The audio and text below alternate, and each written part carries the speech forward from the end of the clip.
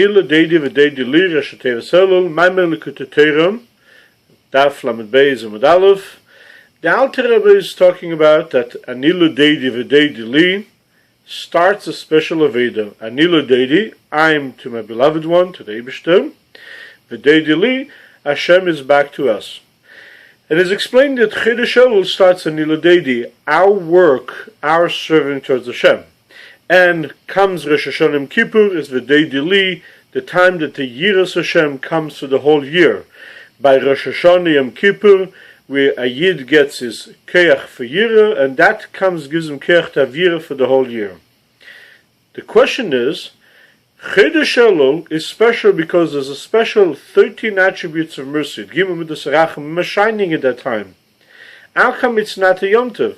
Yom Kippur is the specialty about Yom Kippur that the 13 Yud Gimel Rachamim are shining in a full force. That's why it's also melacha, we're not allowed to eat, etc.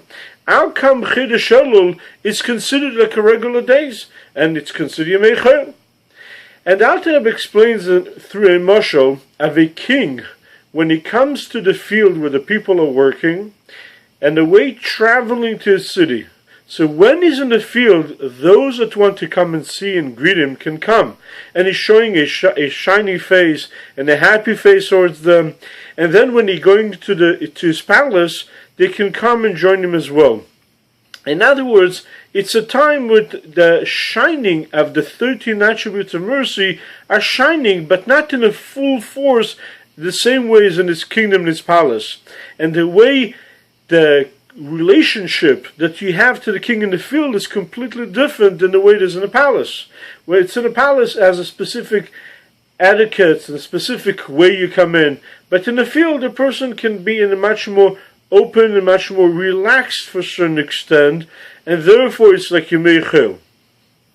And the Alter Rebbe explained that every Yid has inside of him Shem Kel, which is one of the 13, and the main one of the 13 Midas Rachamim, Yud Gimel Rachamim, the 13 attributes of mercy, and that is the main power by Yid.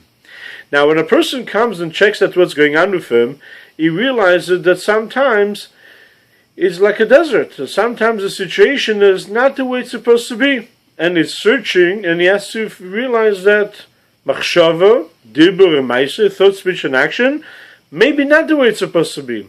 The first step he has to do, he has to check and to see, very careful of machshava, dibur, maaseh, that the one that are not good, exactly what's going on with them, and to do tshuva. Meir rachamim, that he fell so far, and he went to that he has machshava, dibur, maaseh, which is not good. And after that, that will bring him closer to Hashem. If that thought does not awaken him, the rachmanus and his neshama, and that he wants to connect back to the Eibishter, he has to think to himself, if a person hurts his toe, he feels pain. But that's only if the toe is connected. If the toe rachmanus is not connected, he does not feel the pain.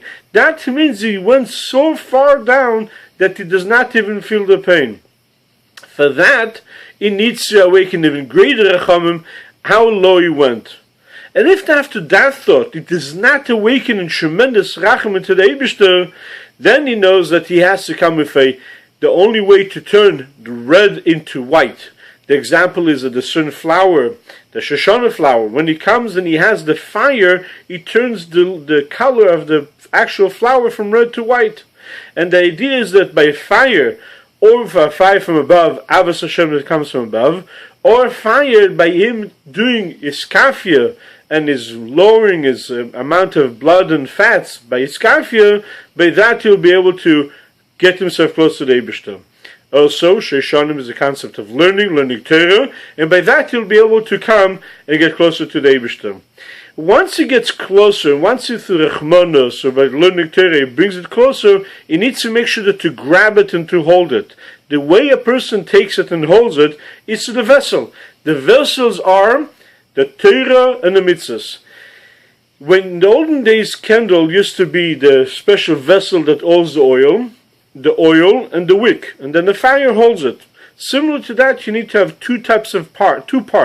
The vessel, external, which is like the mitzvah, and the oil and the wick, which is the ones that holding the fire, the flame burning to Hashem, and that's Torah. And through both of them together, you can grab and hold that this Ava should continue everlasting. Ksiv Chasimotei v'Lashon Teva Mesukah.